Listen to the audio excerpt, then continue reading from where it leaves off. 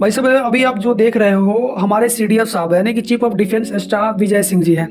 इनके द्वारा सिंगापुर में एक बयान दिया गया जिसमें ये लगभग कबूलते कबूलते नजर आ रहे हैं कि ऑपरेशन सिंदूर के दौरान पाकिस्तान के द्वारा हमारे 4 से 5 एयरक्राफ्ट मार के गिरा दिया गया। हालांकि ये डायरेक्टली इसको कबूल नहीं कर पा रहे हैं। हालांकि इस वीडियो को पहले देखो, फिर इसके बारे में हम लोग बात करेंगे कि इसका बैकग्राउंड एक्चुअली था तो था क्या।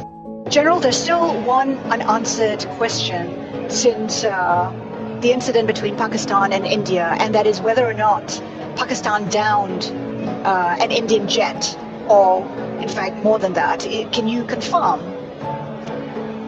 I think what is important is that not the jet being down, but why they were being down.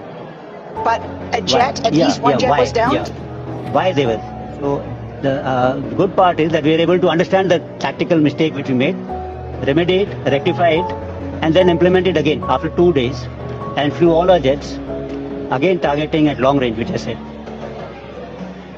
Pakistan claims 6 Indian jets were downed. Is it correct in that estimate?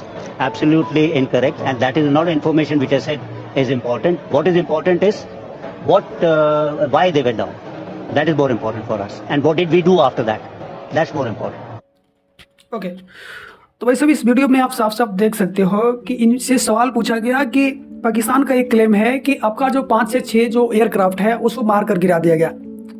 इसमें इनका जवाब यह आ रहा है कि इंपॉर्टेंट ये नहीं है कि वो मार कर गिरा दिया, इंपॉर्टेंट ये है कि आखिरकार वो क्यों मार के गिरा दिया। हालांकि इसको कबूल नहीं कर रहे हैं, लेकिन अगर हम इसके बैकग्राउंड में जाए और सोचे आखिरकार ये ऐसा बोल क्यों रहे हैं, तो आपको याद होगा कि हमारा एक्सटर्नल अफेयर मिनिस्टर के द्वारा एस जयशंकर जी के द्वारा यह बोला गया था कि ऑपरेशन सिंदूर करने से पहले पाकिस्तान को कॉल करके ये बता दिया गया था कि हम आप पे एयर स्ट्राइक करने वाले हैं और हम एयर स्ट्राइक उन आतंकवादियों पे ही करेंगे, ना कि हम मिलिट्री और आपके किसी सिविलियन पे करेंगे। At the start of the operation, we had sent a message to Pakistan saying we are striking at terrorist infrastructure. We are not striking at the military. So the military has an option of standing out and not interfering in this process. They chose not to take that good advice.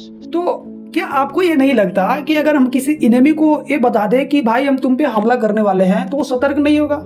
क्या उसके पास जो assets है, जो लड़ाकू विमान है या फिर जो भी हथियार है, उसको ऐसे तान के खड़ा नहीं रहेगा?